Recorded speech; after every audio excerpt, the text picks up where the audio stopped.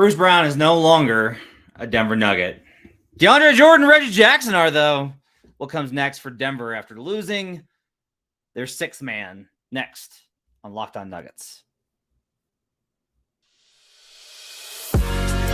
You are Locked On Nuggets, your daily Denver Nuggets podcast. Part of the Locked On Podcast Network, your team every day.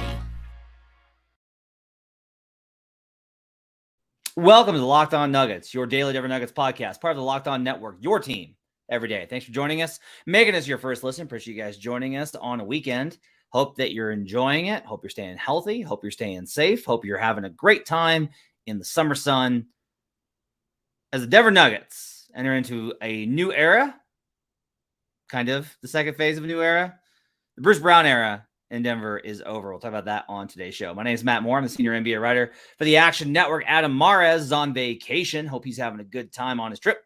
On today's show, we will talk about the free agency and the opening of it in the NBA, including Bruce Brown leaving the Denver Nuggets as he signs a 2-year deal with the Indiana Pacers for an ungodly amount of money. The Nuggets do re-sign Reggie Jackson. They do re-sign DeAndre Jordan on a minimum deal. We will talk about that. We'll talk about the possibility of a Jamal extension, all that and more on today's show. Well, today's show is brought to you by Prize Picks. First-time users can receive a 100% instant deposit match up to $100 with promo code Locked On. That's prizepicks.com, promo code Locked On. Thanks for joining us on whatever platform that you're on, you everydayers. We appreciate you guys being with us, whether you're on Apple Podcasts. Take a second if you're listening on Apple. Give us a 5-star reviews. If you're checking us out on YouTube, live version of the show with folks like 55555-ish, who was first here tonight, Hurricane hanging out with us, Walter Worthy, Jared Saworski, Freddie's in here, lots of folks hanging out with us in the chat segment. Make sure to hit the like button on the video and subscribe. It's the best way for you to support the show. Appreciate you guys being with us. Mahalo says Adam's too low to come on the show. No, he is somewhere in Wyoming camping, actually. He is on a family trip that he planned for the first weekend of free agency, because that's a decision that I'm just kidding. What are you going to do?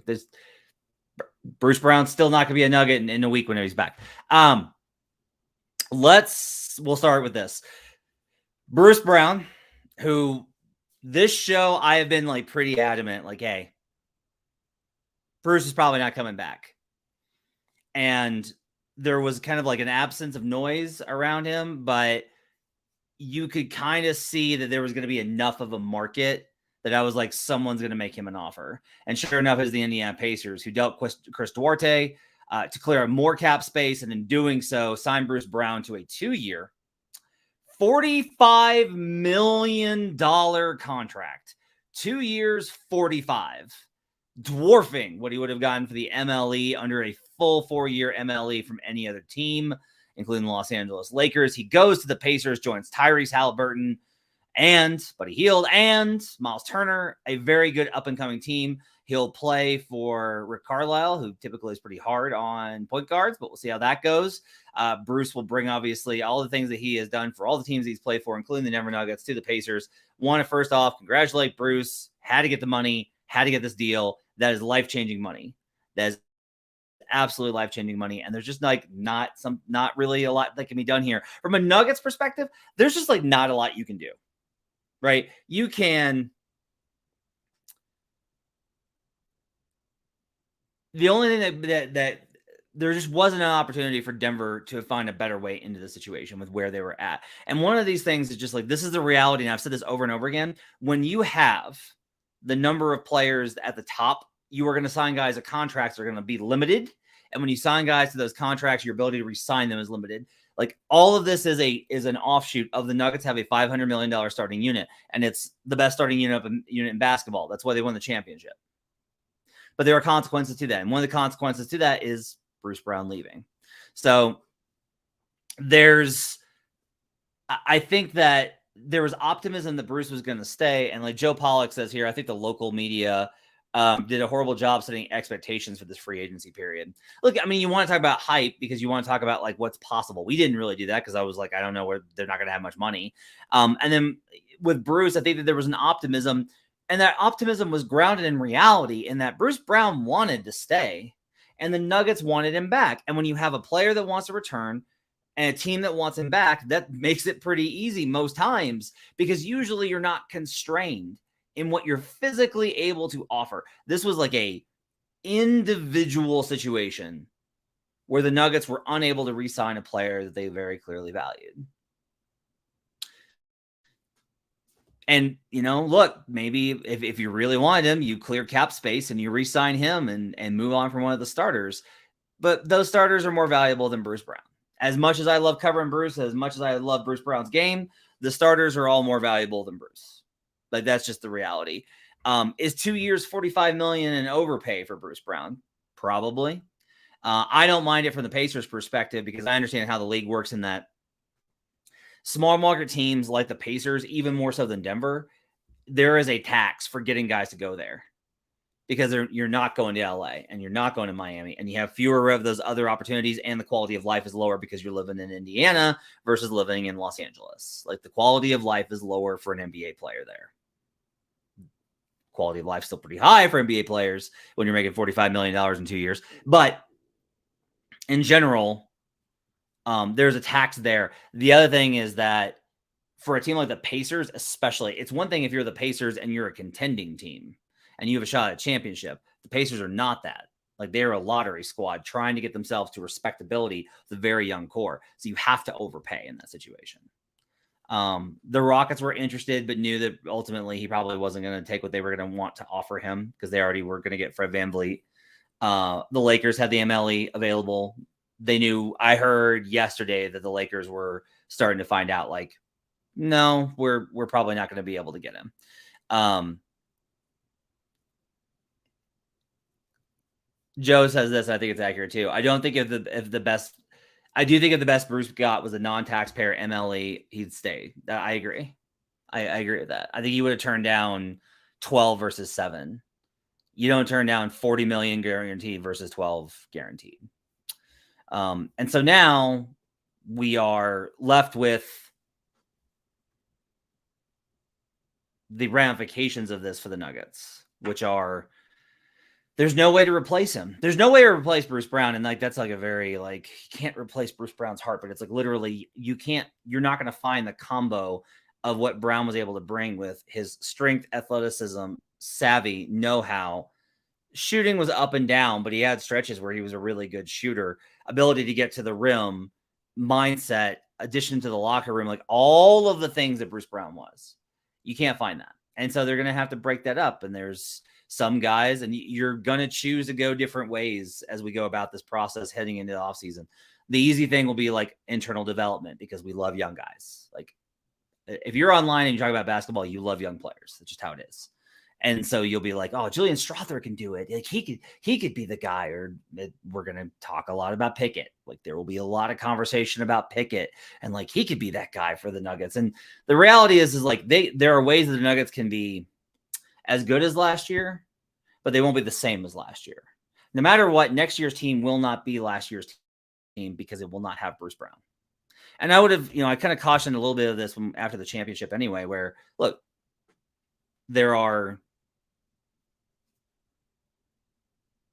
that's typical anyway. Even if you brought back Bruce, things wouldn't be the same next year as they were this year. Every season's a microcosm. I say it all the time. So there was always going to be a difference there. Now, the Nuggets did make some moves to retain some members of the court, of the championship court, technically. We'll talk about those on the other side and why I'm a little bit skeptical of some of the things that happened on that front, as well as what else the Nuggets have left on their docket, including can they get Uncle Jeff back? We'll talk about that and more on the other side. First, I need to tell you about Prize Picks. Prize Picks is daily fantasy made easy. You just pick 2 to 6 players, and if they'll score more or less than their Prize Picks projections, you can win up to 25 times your money on any entry. You're not competing against other people. It's just you versus the projections. They offer projections on any sport that you want to watch: NBA, NFL, MLB, currently in season, NHL, PGA.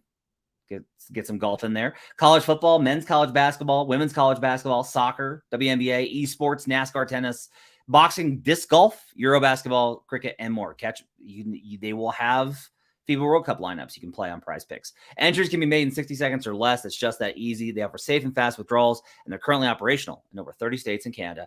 Download the Prize Picks app or go to prizepicks.com to sign up and play daily fantasy sports. First-time users receive a 100% instant deposit match up to $100 with promo code LOCKEDON. Don't forget to enter promo code LOCKEDON for an instant deposit match up to $100. Prize Picks is daily fantasy made easy. We'll be right back on Locked On Nuggets.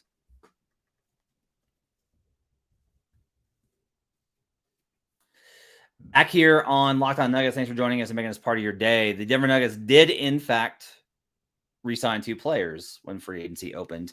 Once again, DeAndre Jordan was the first one fired off, just like last year, but the reaction was wildly different. I want to take a second to go back there. Like, you remember how much everyone freaked out about that deal? And like, you know, I'm getting it from the fan base, so I'm talking to the front office, and the front office is like, guys, it's a minimum deal. Like, we signed a backup center with a minimum because it's not going to affect our cap, and there's no cost. It was just done, so we got it out there. And everyone's like, that's what they're doing, you know, before they made the Bruce Brown trade, or addition. So, like, a reminder of how things can look very different. And look, DeAndre Jordan, I said it at the time, and I thought he played well early in the season, but I said that when they signed him, I was like, look, DeAndre is going to be a negative by Christmas, and he'll be out of the rotation, and that's what happened. DeAndre is once again a break glass in case of emergency. He had the Cavs game, for instance, when they were playing at home, when they needed a big body to come in and help versus the Cavs on the glass. He did that, helped them get a win. He had like a stretch in the finals of like 2 minutes. It's a break glass in case of emergency players. Totally fine. They also brought back Reggie Jackson, $10.25 million on a 2-year deal. I was a little surprised with a player option. I was a little surprised at this one. Giving a player option to Reggie Jackson, some of this is the sunk cost fallacy where teams, and you saw this a lot today, where teams, if they traded for a guy, were just like, got to keep him no matter what because we already sunk assets in. And I get that. When you made space and you made like different moves to acquire Reggie, but like, I didn't love the fit for Reggie Jackson at the deadline. I didn't love it. And he was out of the playoff rotation pretty quickly. And when they wanted to kind of use him in various situations, it didn't work. So I am still kind of skeptical that Reggie Jackson is what this team needs. Now, maybe Reggie settles in next year with a full training camp and after having won a championship and gotten a ring. And maybe that like changes things because Reggie was really good with the Clippers. Like the Clippers fans really loved Reggie Jackson. They were the first franchise, I think, to really love Reggie Jackson.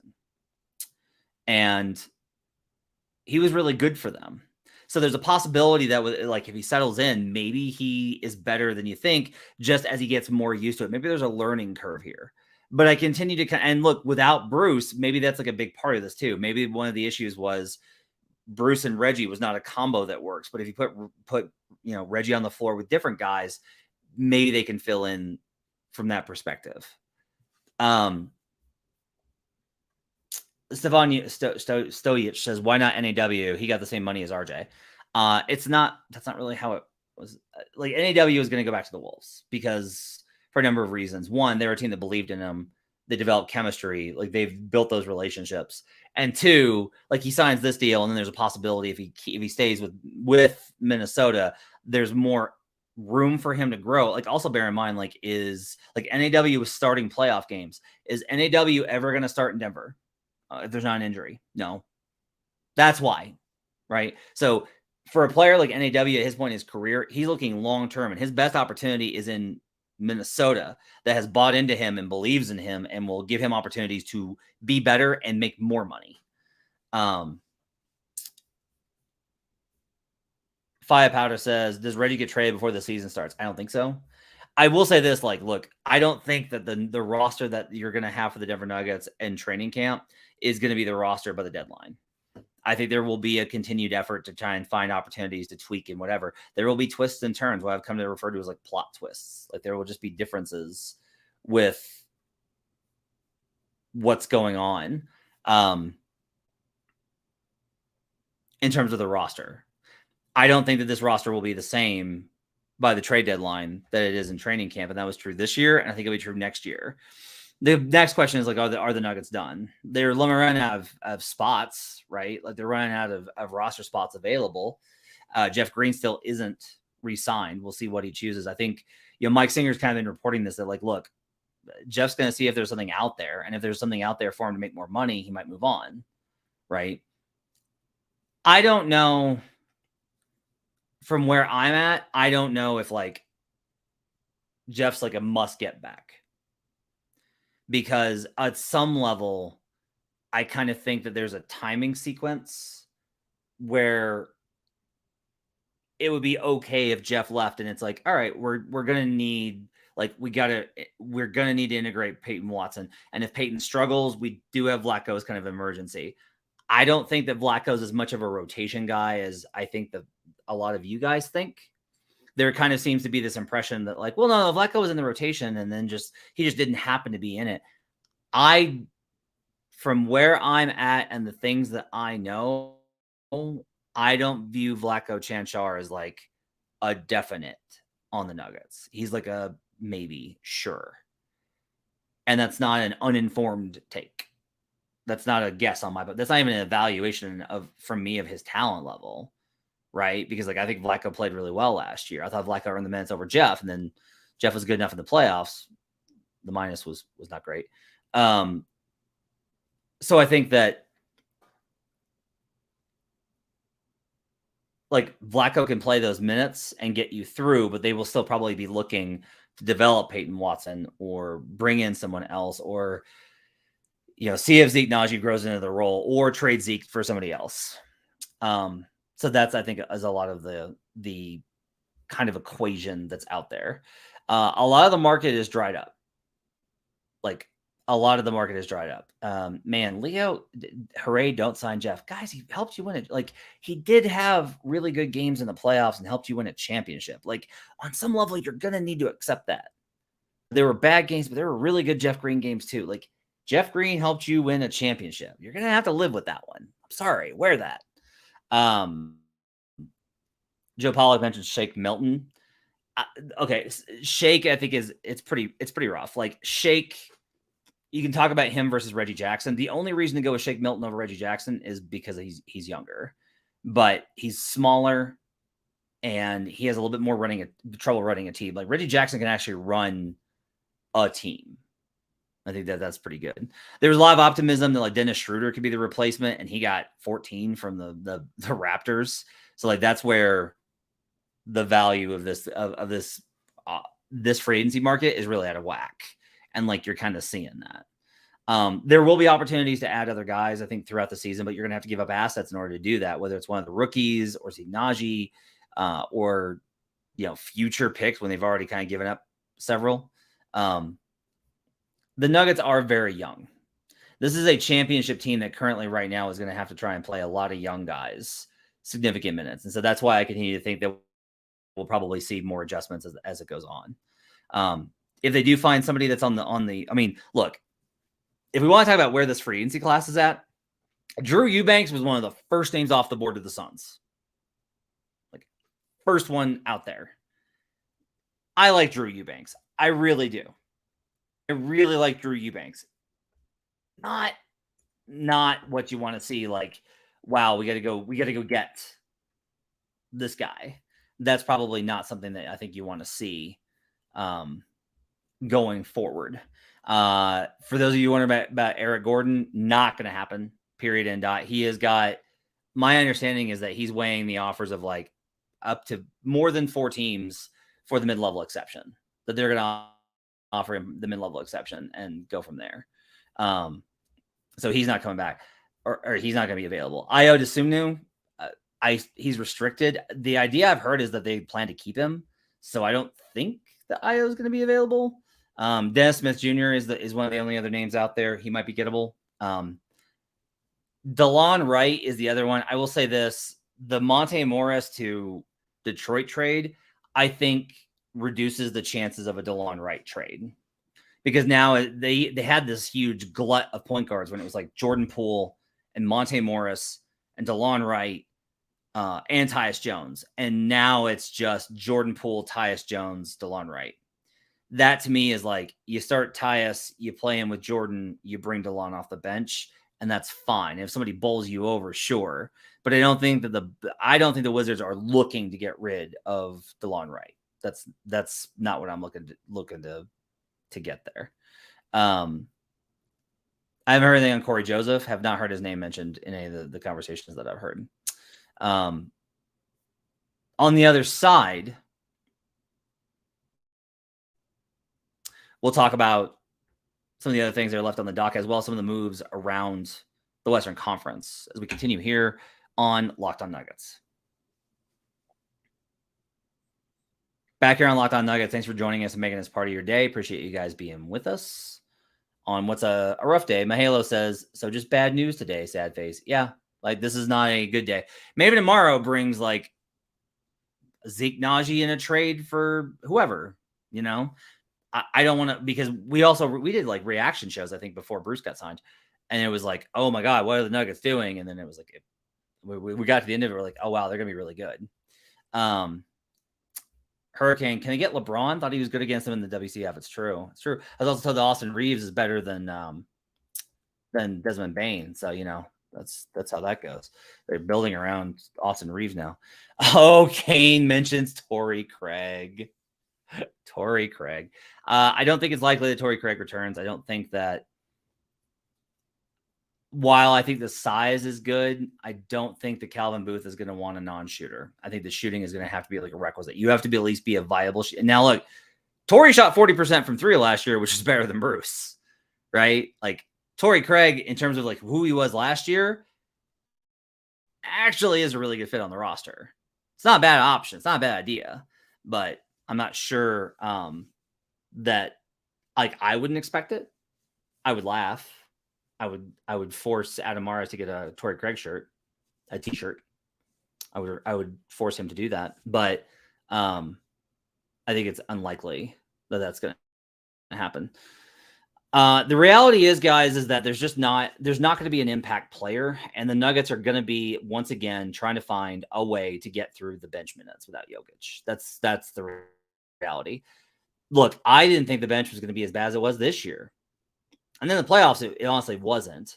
It was bad when they got into the conference finals and finals, but like they won the minutes in the first 2 rounds in the non-Jokic minutes. They were killing it, right? So there's a possibility the next year's bench is better, that maybe the rookies are way better. Maybe Christian Brown adds a lot to his game and is more of an on-ball threat, as more of a scorer, right? There's all these kind of ways that next year's bench unit could be better than this year's, but it's also, I think, difficult for me to tell you right now that the Nuggets are going to be better than last year. That team really was an elite combination of players. It was a very special team. And that doesn't mean they can't win the championship again because they still have the starting 5. Right? I will say, I want to warn against this because this is what we're seeing a lot of. P. Watt to the rescue.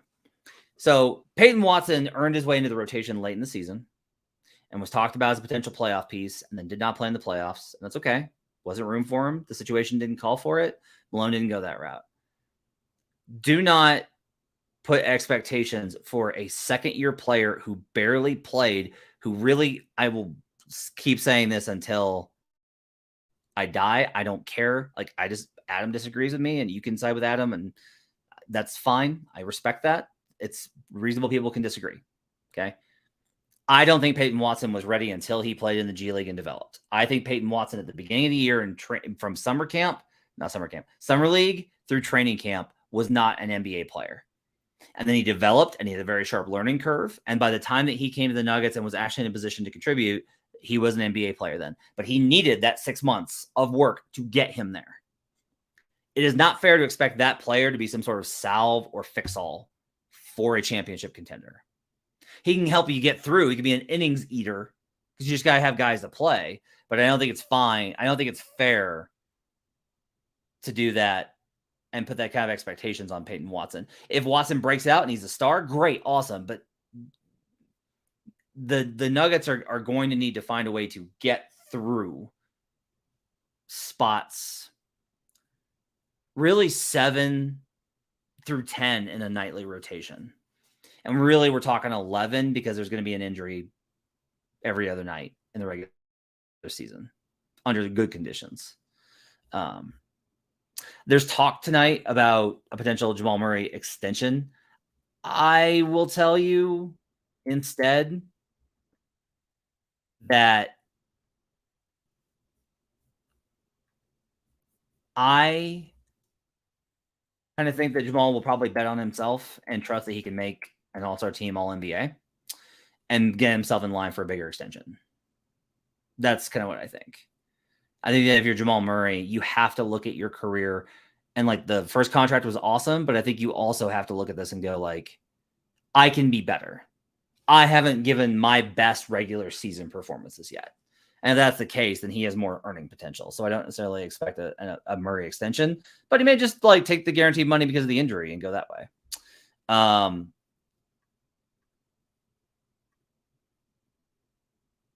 Mahalo says Javonte Green. Don't believe so. I think there's a good chance he goes back to Boston, actually. Robert Rodarte says, so we might be able to survive the bench losing us some games this season. Yeah. Like, I don't expect the Nuggets to have as good of a regular season as they did last year. What's kind of scary from that perspective is even though they were the 1 seed in the West, a lot of the metrics indicate they probably should have lost more games. Like, they should have been closer to a 49 win, sub 50 win team than they should have been to a 52. Like, they should have been closer to that. So, the Nuggets may not wind up at the top 3 seed in the Western Conference next year, and it wouldn't necessarily surprise me. This is, again, like the margins are tight here. Now, if the schedule bounces their way and they just roll through a stretch where they're at home like they were this season for all of January, then that can happen again. But they are going to be able to, they're going to have to balance their schedule even more than they did last year. Like they took full advantage of last year. They knew they were road heavy in the beginning, so they gave pretty poor effort and got through it. They slaughtered for 2 months when they were home, and then in March they screwed around until the playoffs. Right, so the record could have been better if they really put the foot down. This year they may have to put the pedal down more. They may not be able to coast as much this year, just because I think they're going to have more injuries. They're going to be more exhausted, and the roster's not going to be as good after losing Bruce. Leo says they were on pace for 58 before taking the last month off. Yeah, but here's the thing is, instead of taking the last month off, they may just have a bad stretch of basketball this year too. So that I think is one of the issues. Todd mentions JaMychal Green. I doubt it. I don't think that he's a player that Calvin values as much. I think you're going to like length, athleticism, shooting. Like that's the 3 core elements of, I think, every player that they're going to look at for the front court. Somebody asked about the backup center position. There are not good options on the market. And there are no good options on the market. None. 0. So I would not get your hopes up about those opportunities unless something really surprising were to fall in their laps. Somebody's mentioned Jock Landale, who is suspiciously waived by the Suns. I would expect Landale to get a better offer. I think he'll wind up somewhere, and he'll end up somewhere on a pretty good contract. So that's the one that I would it be great? Sure. If Jock Landale were like, that's where I want to play and signs on for a minimum, for sure. But I don't think that there's a good possibility of that. Somebody mentions Thomas Bryant. I don't think so. So if you're asking like, well, who are they going to bring back for center? TBD. We'll see. That one I can't tell you. I don't have any insight on that. Let's talk a little bit about what happened in the Western Conference today. So Draymond Green goes back to the Warriors, 4 years, $100 million. Warriors have basically shifted to, we can't do 2 timelines. We're not going to dominate forever. We're going to maximize the Steph era. That contract will be pretty poisoned by the end of it, but for the next 2 years is probably still pretty good. The Lakers, I thought, made some pretty smart moves today. I liked what they did in general. They retained Rui Hachimura. They added Gabe Vincent. I'm higher on Gabe Vincent than most. I think he's pretty good. I think that he's a guy that can actually like run pick and roll. I'd rather have Gabe Vincent than Schroeder. Like that's a good example of what's going on. I will also say the stuff is still in motion with the Lakers in terms of D'Angelo Russell. They're still adding guys. Phoenix basically filled out their roster. To me, the best guy that they got was Yuta Watanabe, who's an absolutely crack shooter from the corner. Shot like 50% from the corner.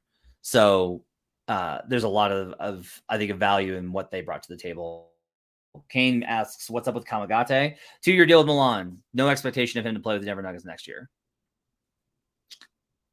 There's some circles outside the Nuggets have kind of indicated that they think there's a possibility that he could just like blow them away in summer league and maybe it changes. But everything I continue to hear is that there's not an expectation for Kamagate to join the team next season.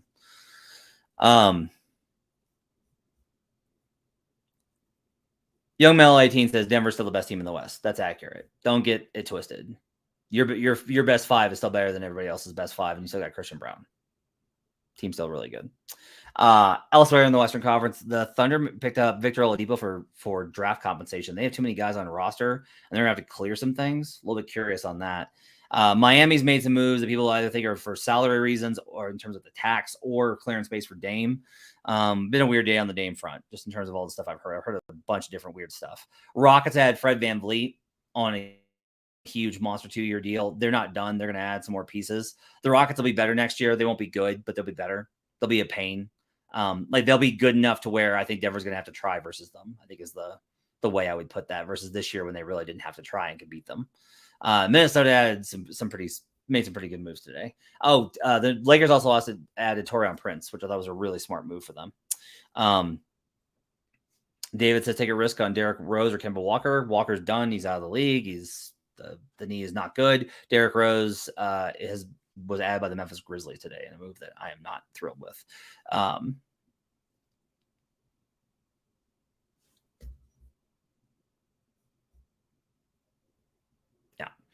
So somebody mentions the Bruce Brown deal. It's not $45 million guaranteed. It's $22.5 million guaranteed, and he's a first-team all-role player.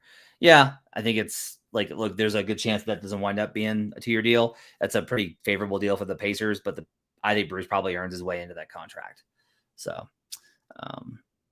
that's the reality of it.